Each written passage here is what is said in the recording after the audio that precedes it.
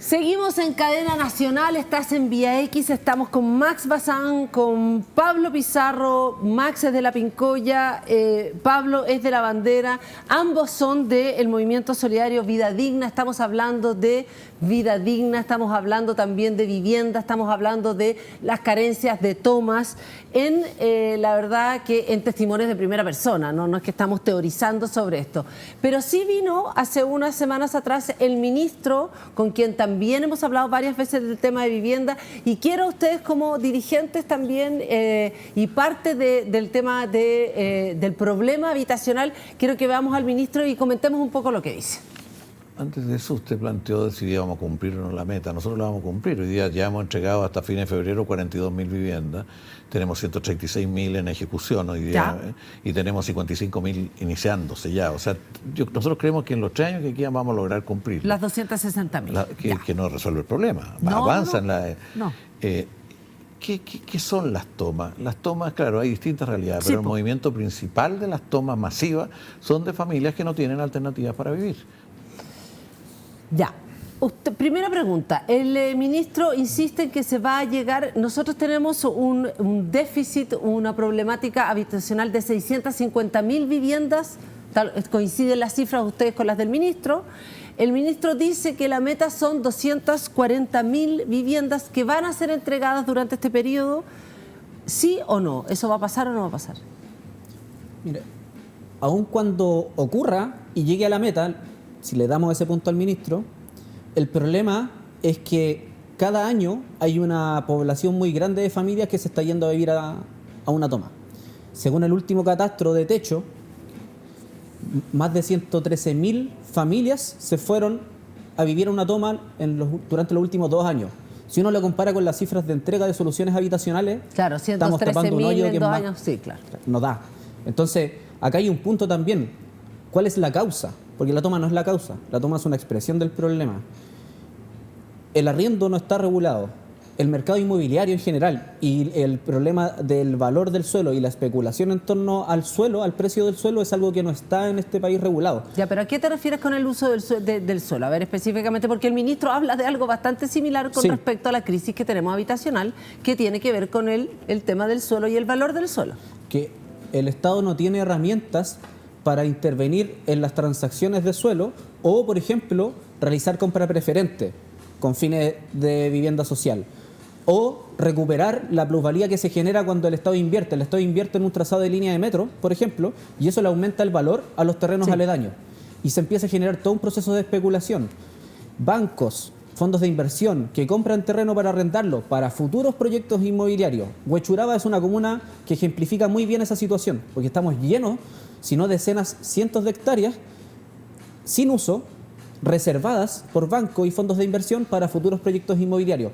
¿Y por qué el Estado no tiene herramientas para destinar parte de esos terrenos a vivienda social? Ese es el problema. Y en ese sentido me parece que el ministro coincide en el diagnóstico con la causa del problema. Entonces la pregunta ahora es a las autoridades políticas, a él como ministro, al gobierno, pero también al Congreso, bueno, ¿y por qué no hacen algo para atacar eso?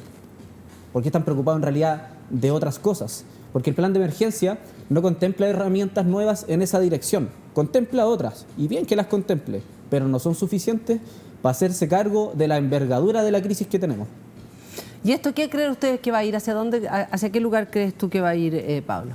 O sea, se va a seguir profundizando el problema. Y si uno hace un seguimiento de los años 2000 hacia adelante, el problema se ha ido profundizando año a año. Entonces, efectivamente, hasta que no se tengan herramientas efectivas para poder intervenir en el mercado de suelos, para asegurar compra preferente, para aumentar el banco de suelos efectivos que tiene que tener el ministerio, esto se va a seguir profundizando. Entonces, efectivamente necesitamos una política de suelos, una política de vivienda, porque una gran ausencia que existe en Chile es aquella. No existe una política de vivienda, no existe una política de suelo. Nadie habla del tema de la política de suelo. Porque efectivamente es mucho más sencillo atacar el tema desde la vivienda, pero sin desarrollar un enfoque que intervenga el mercado, porque la solución habitacional se puede construir incluso con lucro. ¿Qué es lo que está pasando ahora? Probablemente el lucro, en el caso de nuestra familia, no lo asumimos nosotros, no lo asumimos las familias, porque colocamos solo un ahorro mínimo. Pero sí lo asume el ministerio al destinar mayores cantidades de dinero para comprar suelo, o incluso sí lo asumen nuestras familias cuando nos piden aumentar los ahorros mínimos. Entonces, efectivamente, hasta que no se transforme aquello, la problemática va a seguir existiendo. Con los préstamos. ¿Cómo, Max? Que hay una situación que en general no se habla mucho y que tiene que ver con que el Ministerio de Vivienda tiene un ítem en el presupuesto todo el año que se llama préstamos de enlace.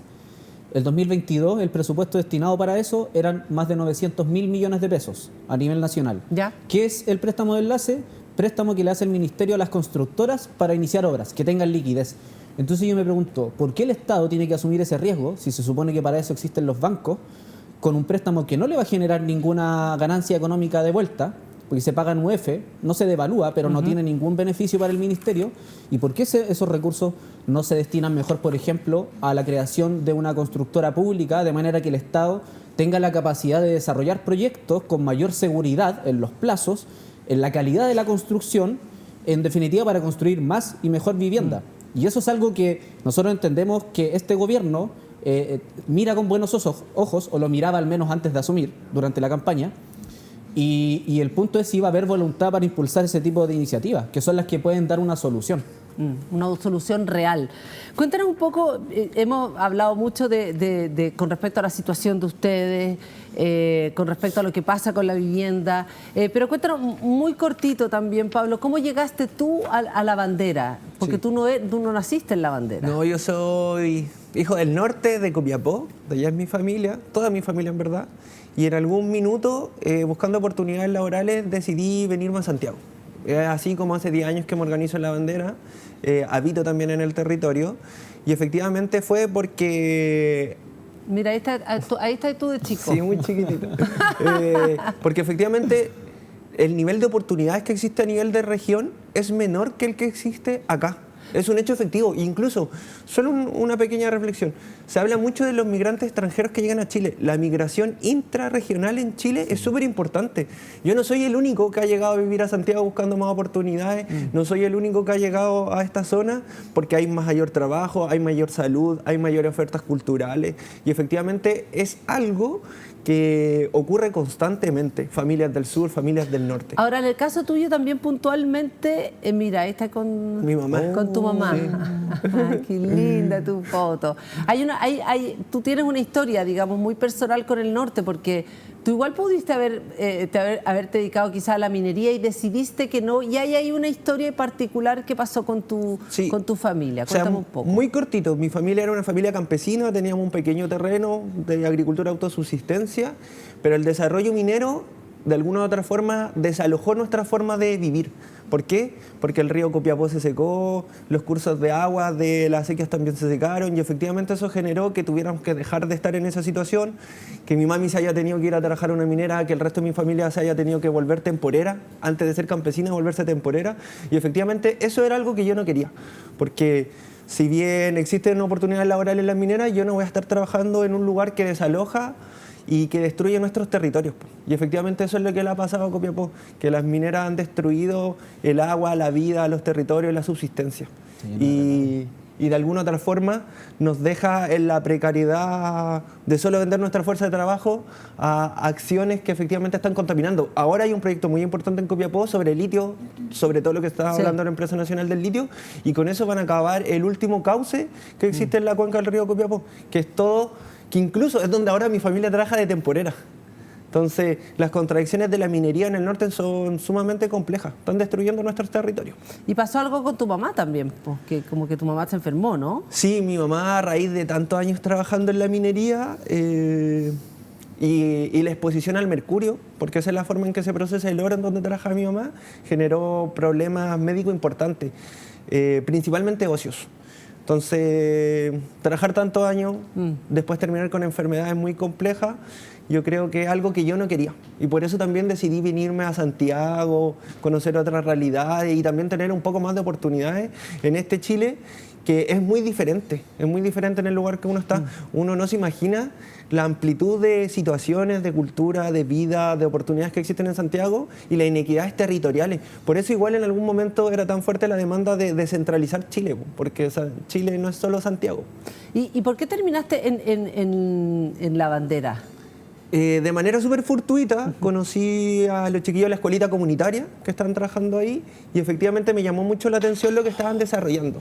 Y en ese marco decidí como movilizarme para allá. Además que efectivamente vivir en el centro de Santiago no me alcanzaba. Pagar, claro. Sí, entonces expulsado hacia la periferia, pero llegando a un lado súper hermoso en donde vivió muchas cosas organizativas y mucho trabajo comunitario, que quizás recuerda un poco la historia de la población, recuerda un poco el tejido, pero que se activa actualmente en un montón de dispositivos que estamos desarrollando.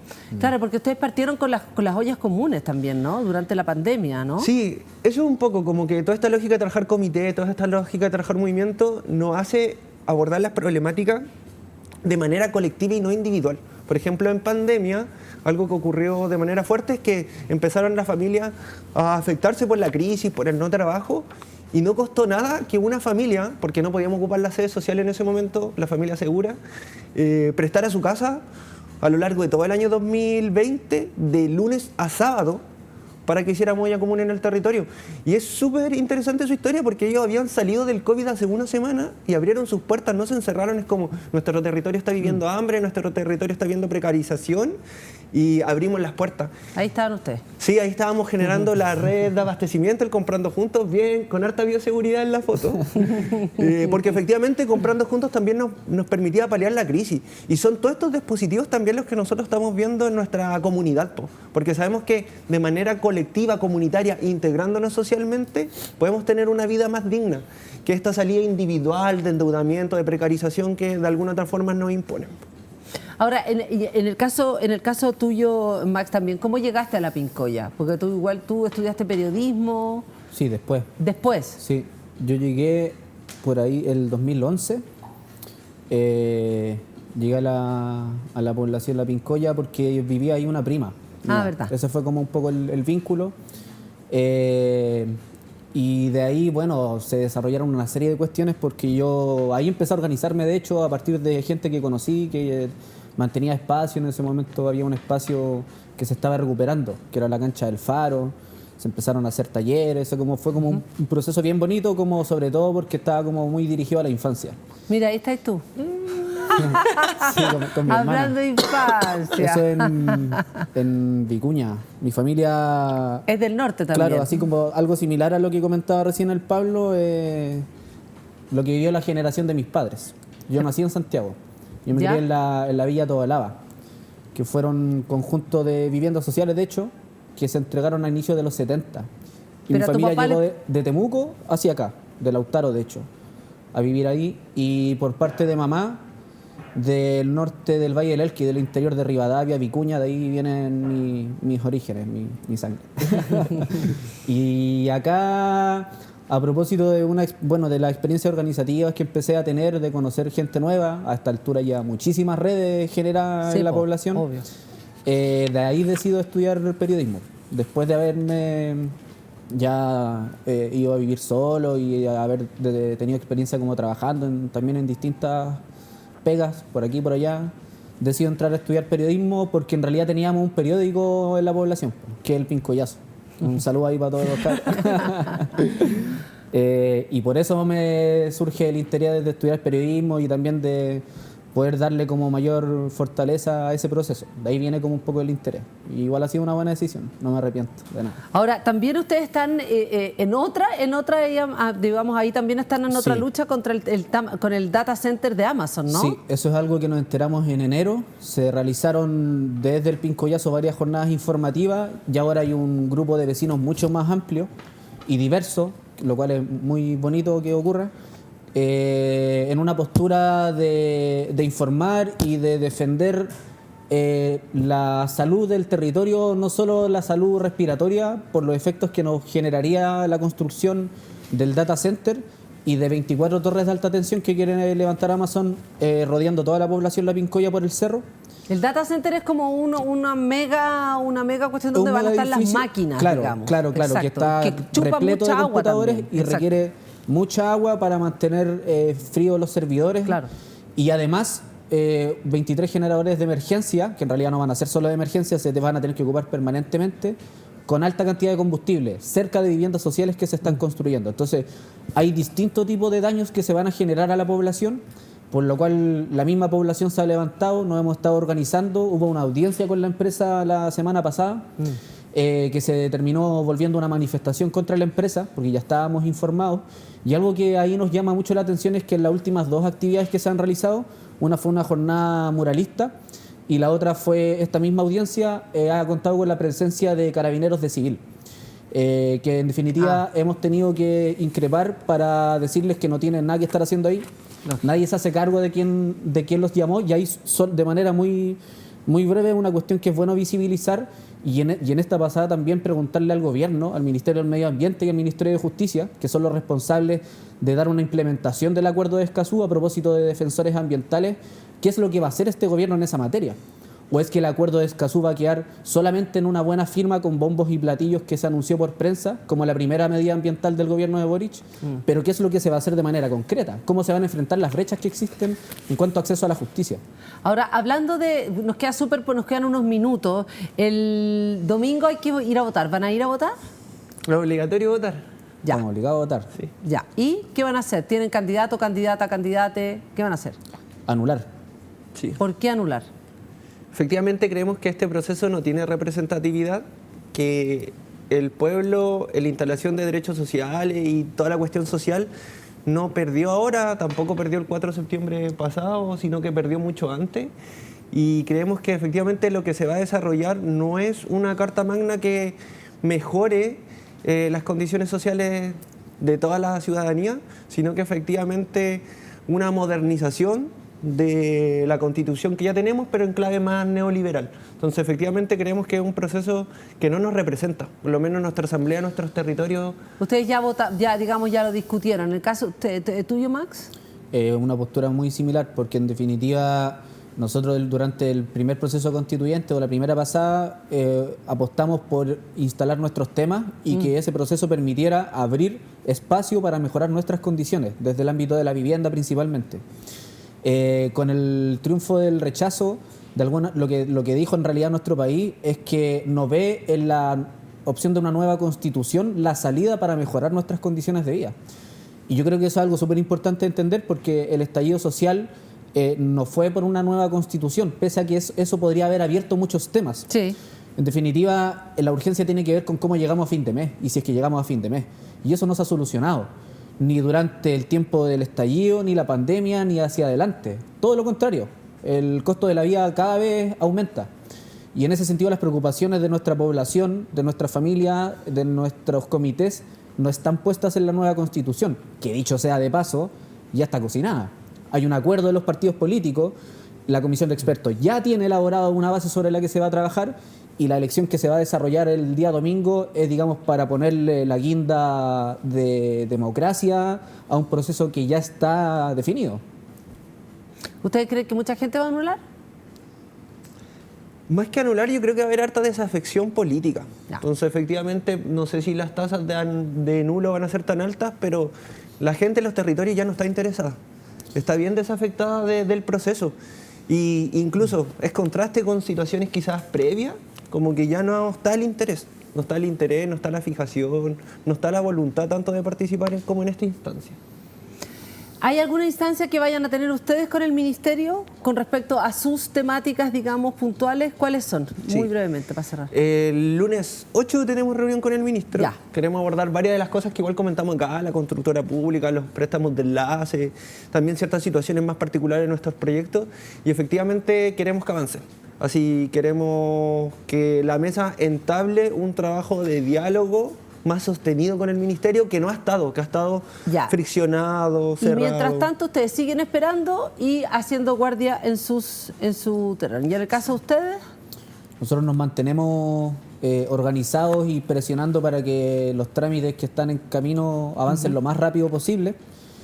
Y en relación a lo que tiene que ver con el ministerio, nada, es necesario que el ministro, que bueno que haya accedido después de la movilización a recibirnos, vamos a estar ahí el día lunes, a plantear los temas de manera propositiva, como lo hemos hecho siempre. En realidad los procesos de nuestros comités se han abierto porque nosotros hemos propuesto terrenos, hemos identificado terrenos, hemos estudiado la política para saber cómo funciona y sobre eso trabajar en base a propuestas. Y necesitamos que este gobierno se abra a darle un lugar a los movimientos sociales, en este caso a los comités de allegados, en los procesos de solución y sobre todo en los espacios de diseño de los proyectos habitacionales. Eso es súper importante. Por supuesto. Max Bazán, Pablo Pizarro, ambos del movimiento solidario Vida Digna, que tiene que ver con la crisis habitacional que estamos viviendo en los territorios. Muchas gracias por estar con nosotros en Cadena Nacional. Muchas gracias por su tiempo, por contarnos además también sus historias. Muchas gracias. Muchas gracias a ti por el espacio. Te pasaste. Sí. Y nosotros nos vamos. Esto fue Cadena Nacional. Estás en Vía X, ya lo sabes. Chao.